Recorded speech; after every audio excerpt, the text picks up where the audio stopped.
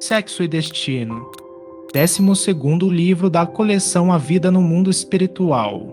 Ditado pelo espírito André Luiz e psicografado pelos médiuns brasileiros Francisco Cândido Xavier e Valdo Vieira em 1963. Primeira parte, capítulo 2. Repousava Dona Beatriz no leito bem posto, patenteando enorme cansaço. A doença, de certo, consumia-lhe a forma física, desde muito, porquanto aos 47 anos de idade mostrava o rosto singularmente engelhado e o corpo leve.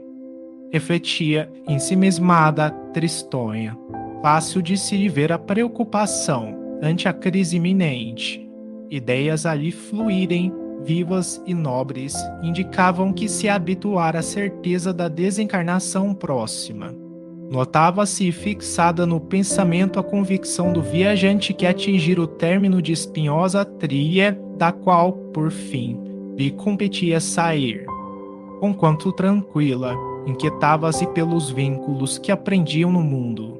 Apesar disso, visualizava as portas do além, plasmando formosos quadros íntimos, como quem sonha a luz da vigília, e recordava a Neves, o pai que perdera na infância, qual se visse prestes a recuperá-lo em definitivo, tal a extensão do amor que os acolchetava um ao outro.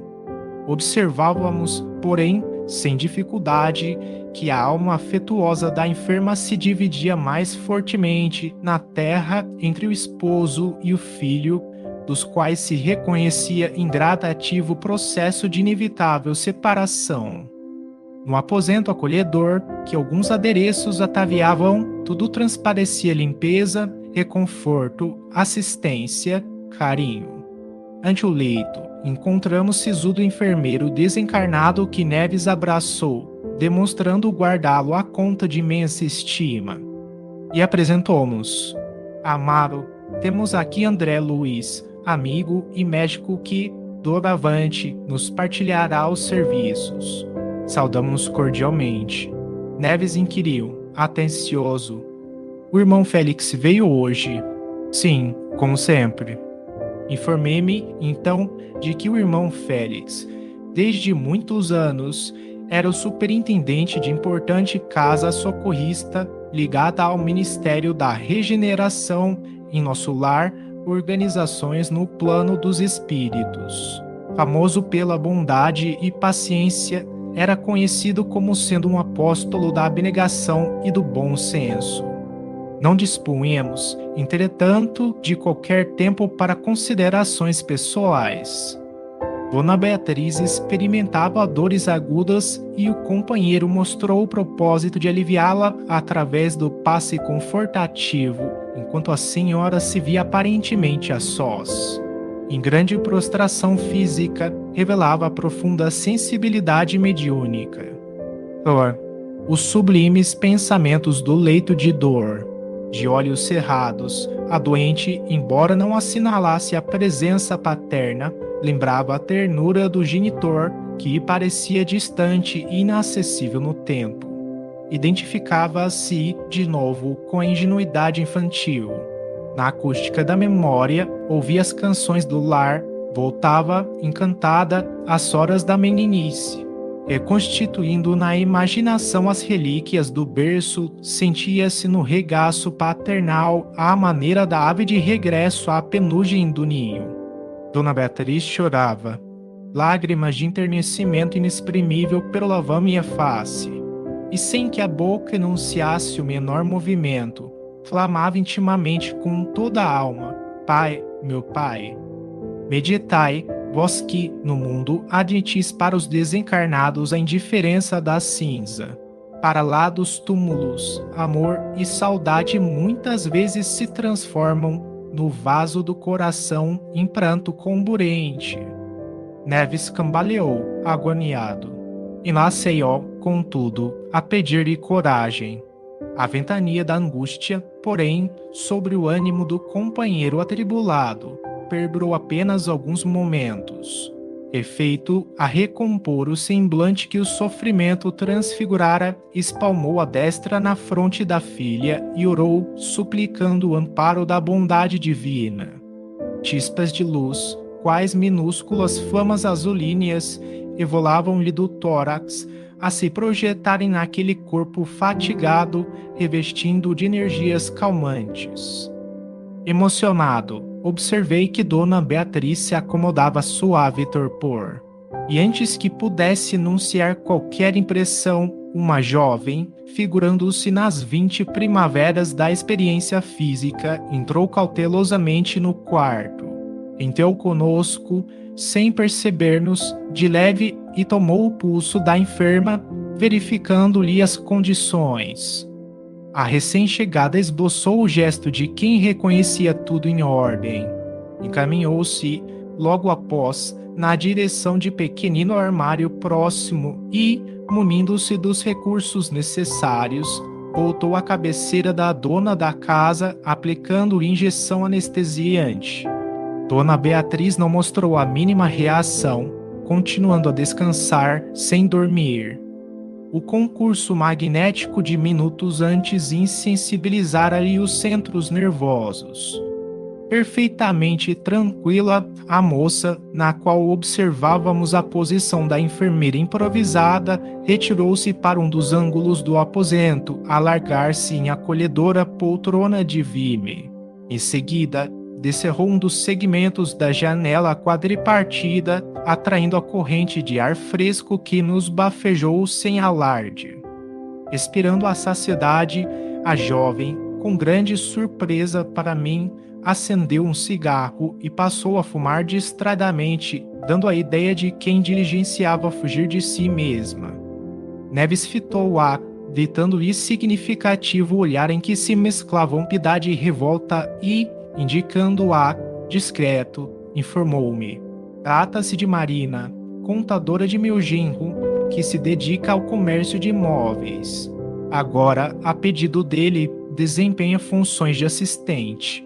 Evidente sarcasmo transparecia-lhe da palavra reticenciosa. Imagine, voltou a dizer, fumar aqui, numa câmara de dor, onde a morte está sendo esperada. Contemplei Marina, cujos olhos denotavam recôndita inquietude, manifestando ainda alguns laivos de respeitosa estima para com a nobre senhora estirada no leito, soprava, para além da janela, as baforadas cinzentas que lhe escapavam da boca, repartindo a própria atenção entre ela e Amaro, o nosso amigo da esfera espiritual. Neves, conquanto mudo e constrangido, parecia querer falar à vontade e desinibir-se. Tentei, porém, adquirir mais amplo conhecimento da posição. Aproximei-me reverentemente da jovem, no propósito de sondá-la em silêncio e colher-lhe as vibrações mais íntimas. Contudo, recuei assustado. Estranhas formas pensamentos, retratando-lhe os hábitos e anseios, em contradição com os nossos propósitos de socorrer a doente, fizeram-me para logo sentir que Marina se achava ali a contragosto. A sua mente vagava longe. Quadros vivos de esfuziante agitação ressumavam-lhe na cabeça. De olhar parado, escutava, adentro de si própria, a música brejeira da noite festiva que atravessara na véspera e experimentava ainda na garganta a impressão do gin que sorvera abundante. Apesar de surgir-nos superficialmente à guisa de menina crescida, sob o turbilhão de névoa fumarenta, exibia telas mentais complexas a lhe relampaguearem na aura imprecisa. Trazido pelas circunstâncias a colaborar na solução de um processo assistencial sem qualquer intuito menos digno, passei a estudar-lhe o comportamento isolado, a medicina terrestre no futuro, para atender com eficácia ao doente, examinar-lhe-á com minúcias a afeição espiritual de todas as peças humanas que lhe articulam a equipe. Espitoso, iniciei os apontamentos de ampla anamnese psicológica. Marina apresentou, a princípio, a figura de um homem amadurecido, cunhada por sua própria imaginação a repetir-se muitas vezes acima da fronte. Ela e ele juntos. Percebia-se-is de pronto a intimidade, adivinhava-se-is o romance. Fisicamente, semelhavam pai e filha, entretanto, pelas atitudes sentimentais, não conseguiam disfarçar a estuante paixão pelo outro. Nos painéis sutis que surgiam e se desfaziam alternadamente, mostravam-se ambos extasiados, ébrios de prazer, fosse aboletados no automóvel de luxo ou enlaçados na areia morna das praias, conchegados sob a proteção de arvoredo tranquilo ou sorridentes em tumultuados abrigos de encantamento noturno. Deslumbrantes paisagens de Copacabana ao Leblon desfilavam por admirável fundo pictórico. A moça entrefechava as pálpebras para senhorear, com mais segurança, as reminiscências que lhe empolgavam os sentidos, para, logo após, mentalizar, surpreendentemente, outro homem, tão jovem quanto ela mesma, evidenciando-se nos entregue às cenas de um filme interior diferente.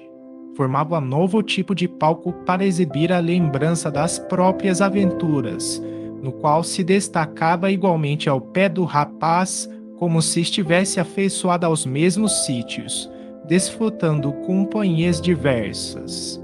Ela e ele também juntos, no mesmo carro entrevisto uma condição de pedestres felizes, saboreando refrescos ou repousando em animados entendimentos nos jardins públicos, sugerindo o encontro de crianças enamoradas, a entretecerem aspirações e sonhos. Naqueles rápidos minutos de fixação espiritual, em que se exteriorizava tal qual era, Marina revelava a personalidade dúplice da mulher dividida entre o carinho de dois homens, jugulada por pensamentos de medo e inquietude, ansiedade e arrependimento. Neves, que de algum modo me partilhava a inspeção, quebrou a calma reinante, enunciando, abatido: "Sabendo, julga que é fácil para mim, pai da doente, suportar aqui semelhante criatura?" Tratei de consolá-lo e, por solicitação dele próprio, passamos a pequeno salão de leitura, contíguo ao aposento da enferma, a fim de que pudéssemos refletir e conversar. Sexo e Destino. 12º livro da coleção A Vida no Mundo Espiritual. Ditado pelo espírito André Luiz e psicografado pelos médiuns brasileiros Francisco Cândido Xavier e Valdo Vieira em 1963. Primeira parte, capítulo 2. Repousava Dona Beatriz no leito bem posto, patenteando enorme cansaço. A doença, de certo, consumia-lhe a forma física, desde muito, porquanto aos 47 anos de idade mostrava o rosto singularmente engelhado e o corpo leve. Refletia, ensimesmada, tristonha. Fácil de se ver a preocupação ante a crise iminente. Ideias ali fluírem, vivas e nobres, indicavam que se habituara à certeza da desencarnação próxima. Notava-se fixada no pensamento a convicção do viajante que atingira o término de espinhosa trilha, da qual, por fim, lhe competia sair. Conquanto tranquila, inquietava-se pelos vínculos que aprendiam no mundo.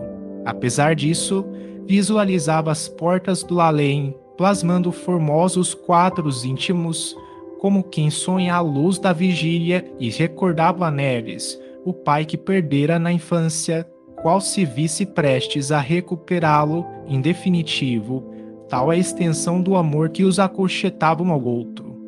Observávamos, porém, sem dificuldade, que a alma afetuosa da enferma se dividia mais fortemente na terra entre o esposo e o filho, dos quais se reconhecia em gradativo processo de inevitável separação. No aposento acolhedor, que alguns adereços ataviavam, tudo transparecia limpeza, reconforto, assistência, carinho. Ante o leito, encontramos sisudo enfermeiro desencarnado que Neves abraçou, demonstrando guardá-lo à conta de imensa estima. E apresentou-nos: Amaro, temos aqui André Luiz, amigo e médico que, doravante, nos partilhará os serviços. Saudamos-nos cordialmente. Neves inquiriu, atencioso: O irmão Félix veio hoje? Sim, como sempre. Informei-me, então, de que o irmão Félix, desde muitos anos, era o superintendente de importante casa socorrista ligada ao Ministério da Regeneração em nosso lar, organizações no plano dos espíritos. Famoso pela bondade e paciência, era conhecido como sendo um apóstolo da abnegação e do bom senso. Não dispunhamos, entretanto, de qualquer tempo para considerações pessoais. Dona Beatriz experimentava dores agudas e o companheiro mostrou o propósito de aliviá-la através do passe confortativo, enquanto a senhora se via aparentemente a sós. Em grande prostração física, revelava a profunda sensibilidade mediúnica. Os sublimes pensamentos do leito de dor. De olhos cerrados, a doente, embora não assinalasse a presença paterna, lembrava a ternura do genitor que parecia distante e inacessível no tempo. Identificava-se de novo com a ingenuidade infantil. Na acústica da memória, ouvia as canções do lar, voltava, encantada, às horas da meninice. Reconstituindo na imaginação as relíquias do berço, sentia-se no regaço paternal à maneira da ave de regresso à penugem do ninho. Dona Beatriz chorava. Lágrimas de enternecimento inexprimível perlavam minha face. E sem que a boca enunciasse o menor movimento, clamava intimamente com toda a alma: Pai, meu Pai, meditai, vós que, no mundo, admitis para os desencarnados a indiferença da cinza. Para lá dos túmulos, amor e saudade muitas vezes se transformam no vaso do coração em pranto comburente. Neves cambaleou, agoniado. E Maceió, contudo, a pedir-lhe coragem.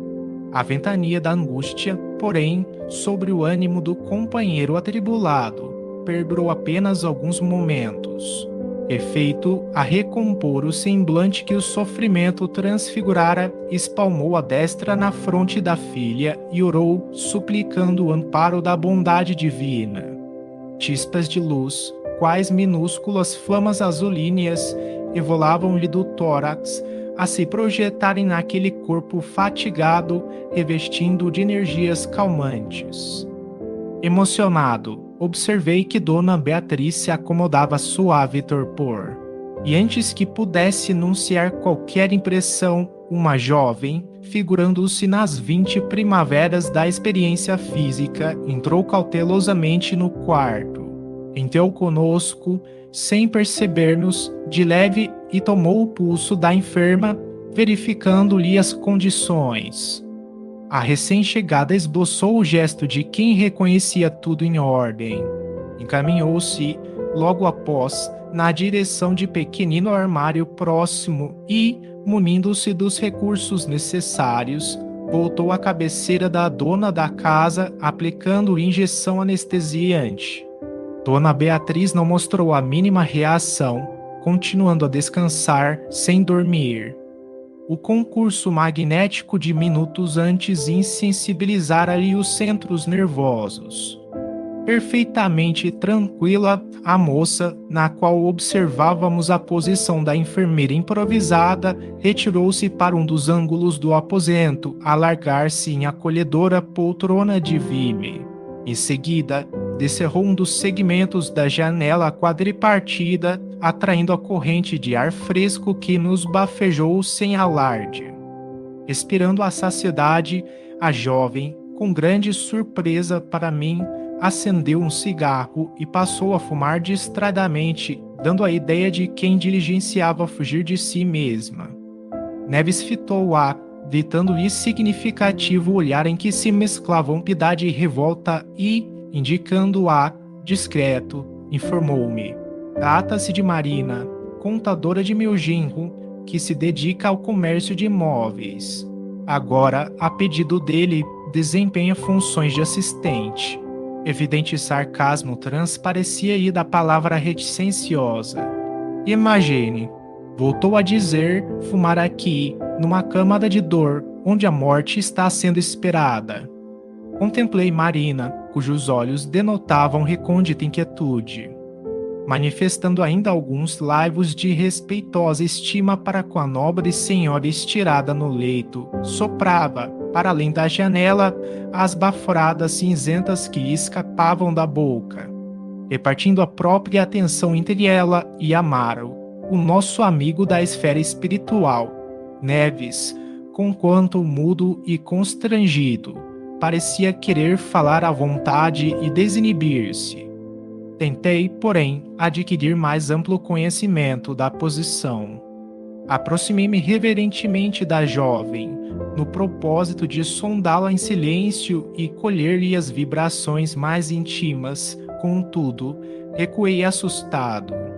Estranhas formas, pensamentos, retratando-lhe os hábitos e anseios, em contradição com os nossos propósitos de socorrer a doente, fizeram-me para logo sentir que Marina se achava ali a contragosto. A sua mente vagava longe. Quadros vivos de esfuziante agitação ressomavam-lhe na cabeça. De olhar parado, escutava, adentro de si própria, a música brejeira da noite festiva que atravessara na véspera e experimentava ainda na garganta a impressão do gin que sorvera abundante. Apesar de surgir-nos superficialmente à guisa de menina crescida, sob o turbilhão de névoa fumarenta, exibia telas mentais complexas a lhe relampaguearem na aura imprecisa. Trazido pelas circunstâncias a colaborar na solução de um processo assistencial sem qualquer intuito menos digno, passei a estudar-lhe o comportamento isolado, a medicina terrestre no futuro, para atender com eficácia ao doente, examinar-lhe-á com minúcias a afeição espiritual de todas as peças humanas que lhe articulam a equipe. Espitoso, iniciei os apontamentos de ampla anamnese psicológica. Marina apresentou, a princípio, a figura de um homem amadurecido, cunhada por sua própria imaginação, a repetir-se muitas vezes acima da fronte. Ela e ele juntos. Percebia-se-is de pronto a intimidade, adivinhava-se-is o romance. Fisicamente, semelhavam pai e filha. Entretanto, pelas atitudes sentimentais, não conseguiam disfarçar a estuante paixão um pelo outro. Os painéis sutis que surgiam e se desfaziam alternadamente, mostravam-se ambos extasiados, ébrios de prazer, fosse aboletados no automóvel de luxo ou enlaçados na areia morna das praias, conchegados sob a proteção de arvoredo tranquilo ou sorridentes em tumultuados abrigos de encantamento noturno. Deslumbrantes paisagens de Copacabana ao Leblon desfilavam por admirável fundo pictórico. A moça entrefechava as pálpebras para senhorear, com mais segurança, as reminiscências que lhe empolgavam os sentidos, para, logo após, mentalizar, surpreendentemente, outro homem, tão jovem quanto ela mesma, evidenciando-se nos entregue às cenas de um filme interior, diferente. Formava novo tipo de palco para exibir a lembrança das próprias aventuras, no qual se destacava igualmente ao pé do rapaz, como se estivesse afeiçoada aos mesmos sítios, desfrutando companhias diversas. Ela e ele também juntos, no mesmo carro entrevisto ou na condição de pedestres felizes, saboreando refrescos ou repousando em animados entendimentos nos jardins públicos, sugerindo o encontro de crianças enamoradas, a entretecerem aspirações e sonhos. Naqueles rápidos minutos de fixação espiritual, em que se exteriorizava tal qual era, Marina revelava a personalidade dúplice da mulher dividida entre o carinho de dois homens, jugulada por pensamentos de medo e inquietude, ansiedade e arrependimento. Neves, que de algum modo me partilhava a inspeção, quebrou a calma reinante, enunciando, abatido: Sabendo, julga que é fácil para mim, pai da doente, suportar aqui semelhante criatura?